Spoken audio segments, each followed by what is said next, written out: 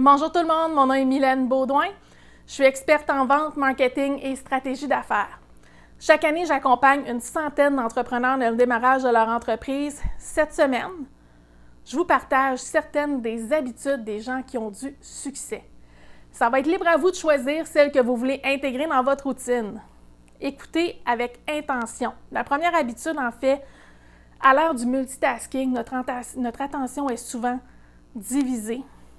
Lorsqu'on fait plusieurs choses en écoutant quelqu'un, on n'entend pas, on n'écoute pas vraiment. L'écoute, c'est être présent pour l'autre, c'est être capable de reformuler dans vos propres mots ce que vous avez compris. C'est avoir les oreilles et le cœur ouverts sans préparer une réponse à l'avance. L'écoute, ça se passe dans le moment présent. Deuxièmement, considérez vos priorités pour la journée qui s'en vient en avant de vous. Un de mes objectifs pour la prochaine année, c'est d'arriver à mieux planifier mes journées par écrit. Dans mon cas, si ce n'est pas écrit, ça ne se fait pas. Réviser quelles vont être vos priorités en début de journée peut vous permettre d'éteindre des feux plus rapidement, d'obtenir des meilleurs résultats avec votre équipe pour vous et pour vous personnellement. Troisième habitude, soyez clair à propos de ce que vous avez besoin des autres.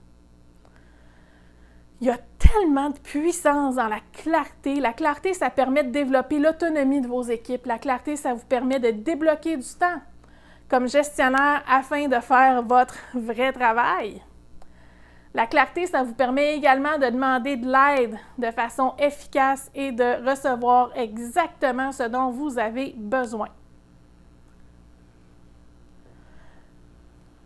Habitude numéro 4, gérez vos courriels brutalement. Les courriels sont un mal nécessaire aujourd'hui pour conduire nos affaires. Par contre, la gestion efficace de votre boîte de courriel est primordiale pour garder le contrôle de votre agenda. Évitez de passer 4 heures par jour juste à répondre à des courriels, à répondre aux courriels. Bref, en début de journée, et réservez du temps à votre horaire pour répondre au plus long et vider votre boîte de réception. 5. Devenez imputable de vous-même. Être imputable à un patron, c'est bien. Être imputable à vous-même, c'est encore mieux. Développez votre propre système d'imputabilité.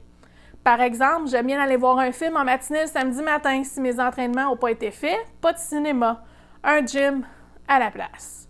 Être imputable de vous-même, ça vous redonne beaucoup de puissance. 6. Utilisez un outil comme Unroll.me pour agréger le meilleur contenu de votre industrie. Si vous avez une adresse comme Hotmail ou Gmail, vous pouvez utiliser un service comme Unroll.me. Vous allez voir, c'est magique!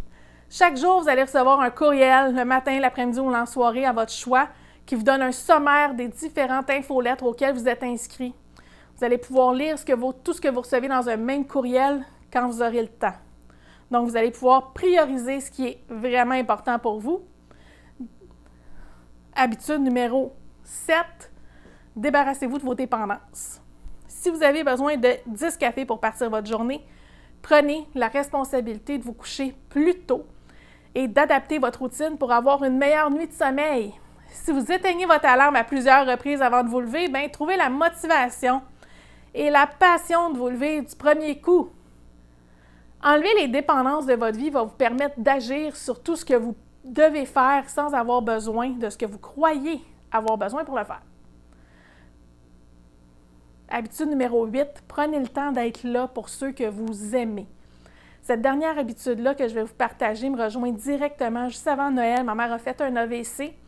Elle devrait se rétablir à 100%, mais elle a encore besoin de mon aide pour certaines choses, comme aller faire son épicerie et ses diverses commissions.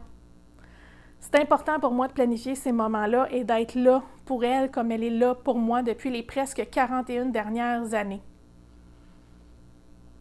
La semaine prochaine, je vous partage 3 stratégies pour embaucher les meilleurs talents. Si vous avez aimé ma vidéo, vous pouvez cliquer sur le pouce en haut et vous abonner à ma chaîne YouTube pour avoir mon contenu avant tout le monde. Merci beaucoup d'avoir été là. À bientôt.